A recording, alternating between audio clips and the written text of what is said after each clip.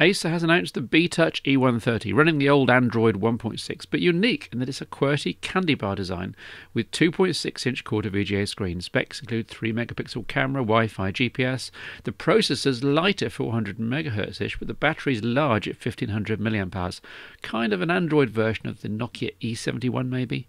Samsung has launched a beast of a phone. The Galaxy Beam not only has Android 2.1, a 3.7-inch Super AMOLED screen, an 8-megapixel camera, and HD video recording, it's also got, wait for it, a built-in DLP Pico projector for showing off media to your contacts or family on a nearby wall, I guess. To keep this all powered, there's an 1800 mAh battery, one of the largest in the world in a regular phone. Also new from Samsung, I've picked out the Omnia Pro 4 is interesting. Running ye olde Windows Mobile, there's also a 3-megapixel camera, a 2.6-inch 320 by 320 screen, GPS, Wi-Fi, micro SD expansion, and a big 1500 mAh battery. Yet another Nokia E71/BlackBerry alike. Nokia is aiming to bring the business success of the E72 to trendy young things, I suspect, with the new X501, a square-shaped slider that has a full QWERTY keyboard for messaging. It uses S60 3rd edition, has a 5-megapixel camera with LED flash. There's Wi-Fi on all world frequencies spanned across 2 variants, but no GPS, sadly. This is coming at a budget of €165, SIM-free though. There are a ton of social hooks and widgets, and a unique selling point of music player choosing a new random track when the X5 is spun round. Ooh. You may remember my review of the Nokia X6 16GB in Phone Show 108. I like the capacitive touch and the super loud speakers here, but I was frustrated by the half-hearted touchscreen kinetics, the speed, the build quality, and some penny-pinching hardware decisions, screen size and the old-style 2mm charging jack. Nothing's changed for the latter couple of things, but Nokia has updated the X6's OS to version 20 firmware, and it makes a big difference. Full kinetic scrolling in the application menus, faster operational round, fewer bugs, a new browser build, and so on. In addition, the back cover has stopped creaking. It's still eggshell thin, mind you, and maybe I didn't have it on properly last time, but for now it's silent and smooth. And so before the review unit goes back, I wanted to tweak my considered opinion. This is now the premier Symbian touchscreen phone for the masses, for a few months anyway. They'll love the responsive touch and the music abilities. Will the new software win round the geeks among us? Well, maybe. The X6 does now match the N97 Mini in some ways. Watch my output for a comparison of the two, though I still hate the way that neither's display can be seen in the sun. Continued credit to Nokia though for persevering with their devices, to constantly upgrade the firmware, and the X6's story isn't yet fully over. It's not often I get to play with a smartphone with a completely new operating system, but this Samsung Wave uses Bardar, effectively a smartphone interface and set of modules on top of Samsung's proprietary platform, whose name escapes me for a moment. In terms of look and feel, Bardar is a curious mix of what's come before. Recognise this left-right app menu system with the icons at the bottom remaining static. iPhone. Recognise this notifications and control drawer sliding down from the top. Plus 3 swipeable home screens. Android. Still, imitation is the sincerest form of flattery, or so they say. So let's turn to what's unique about the Samsung Wave, other than its Bardar OS, which I'll come to later. This is the world's first Super AMOLED display in a production phone, and it's pretty good.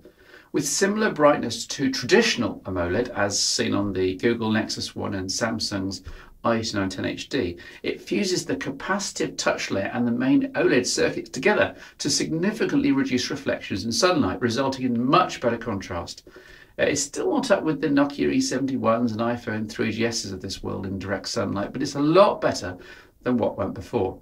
Maybe Super AMOLED is the future for touchscreens on phones. Resolution is 480 by 800, though I was disappointed by the 3.3-inch dimensions. I feel Samsung could have squeezed in a 3.5 or even 3.7-inch screen in here if they tried. As with the imminent Nokia N8 and as with the Google Nexus 1, the Wave is basically an 11mm thick aluminium tube with glass front and plastic end caps for radio use. Build quality is excellent. The battery is 1500 mAh, There's micro USB data, a 3.5mm audio out jack, and a micro SD card slot under the battery cover. You don't get a card out of the box. Instead, there's 2 GB of flash memory partitioned in a slightly complex way into multimedia and email, user files and apps, presumably so that misusing one data type doesn't bring the whole OS down through lack of disk space. RAM is in fairly short supply here on the Wave, in that although there's multitasking in Bardar, start up a few serious apps, for example the web browser here, and all the previous ones close down in the background, though this won't be a problem for casual users of course. Apps do start again quickly thanks to the 1 GHz processor. The applications are a bit bare bones compared to the likes of Symbian or Android, but again this will be fine for newcomers. Some are original, some are bought in, such as Route 66 navigation, though you do have to pay. This isn't a free licensed copy, countrywide. And the Pixel Office viewers. Other bundling includes Palringo, an instant message utility, and the Asphalt 5 racing game, which works superbly. Original Bardar Twitter and Facebook clients are provided too, but they're clunky by 2010 standards, and I couldn't get any Twitter or Facebook integration with contacts to work, despite quite a bit of effort. Typing text into the Wave is via the on-screen keyboard, and this is where many people will get unstuck. There's no multi-touch and there's lots of lag, resulting in quite appalling typing accuracy, the worst virtual keyboard I think I've ever used. The web browser does support multi-touch for pinching and zooming, though there's no kinetic scrolling and no built-in flash support, sadly. On the plus side, the music player volume goes to 14. A real Spinal Tap moment for me there. Oh, and tethering's built in, as on the latest Android OS builds. A daily briefing applet, love the name, does a good job of showing up-to-date weather, stock market quotes and international news. A client for the Samsung Bardar App Store shows that content for this is coming along nicely, in the hundreds of apps already. Google Maps, Gmail and YouTube are all shown in the home screen widget selection, but somewhat predictably just go to the web version of each service. Samsung seem to be getting close to Nokia in terms of high-end camera optics and sensors. The Wave's 5-megapixel camera is excellent, producing crisp stills like this one, albeit only with single LED flash. Video capture's also excellent. This is full HD 1280 by 720p, a video recording on the Samsung Wave here in early morning sunshine in the UK. For Samsung's first attempt at an original, well, semi-original OS, this isn't half bad. Bardar needs another dozen really decent native apps built in, plus a more flexible home screen, a better contacts handling and a huge chunk of optimization for text entry, plus a shed load of bug fixes from applications not launching to my entire home screen widget setup literally disappearing. Bardar isn't quite ready for the discerning user yet. Here's to Bardar 2 then, but in the meantime I give you the rather stunningly beautiful Samsung Wave. It's somebody's first smartphone, just not yours I suspect. So Julie, we last caught up with you at the pub meet and you were thinking about changing platforms. How's that decision come on? Well, I followed your tip when you spotted that the Motorola Dex was going for £150 down from £300, and thought that would be a good time for me to actually try out Android, see what I like, see what I thought, and I like it. And what were you coming from at the time? I was coming from a Nokia N97. Okay, and how has the Dex gone over the last 2 months and where are you now? It's gone very well. It's gone well enough in fact that I've decided the limitations of 1.5 are horribly frustrating. Yeah. I don't much like the keyboard on the phone anyway, so I've decided to jump ship from QWERTY and go for a Nexus and keep up to date with the Android operating system. What were the main restrictions of Android 1.5 for your OS? Oh, lots of restrictions, lots of apps I couldn't use. Specifically for me, the turn-by-turn navigation, navigation, yeah, indeed. But a number of others as well, things like some of the other more recent Google applications that won't work on older versions. Have you tried a QWERTY keyboardless Android phone in the shops? I did go down to Vodafone last week and tried one out, and I could type much better on the keyboardless one than I can on the Dex, so that's pretty much decided it for me. And also I managed to get on the Swipe beta test this week as well, the limited one, so looking forward to trying that on the Nexus as well. What things have you missed from Symbian, if any? Very little, actually. One of the silly things is just the T9 keyboard in the portrait orientation. Yeah. Having said that, Swipe does have one, so that is much less of a limitation than it was with just the standard keyboard. Unlike probably a lot of the people that you tend to talk to here, I don't buy gadgets week in, week out. It's actually quite rare for me to buy a new phone.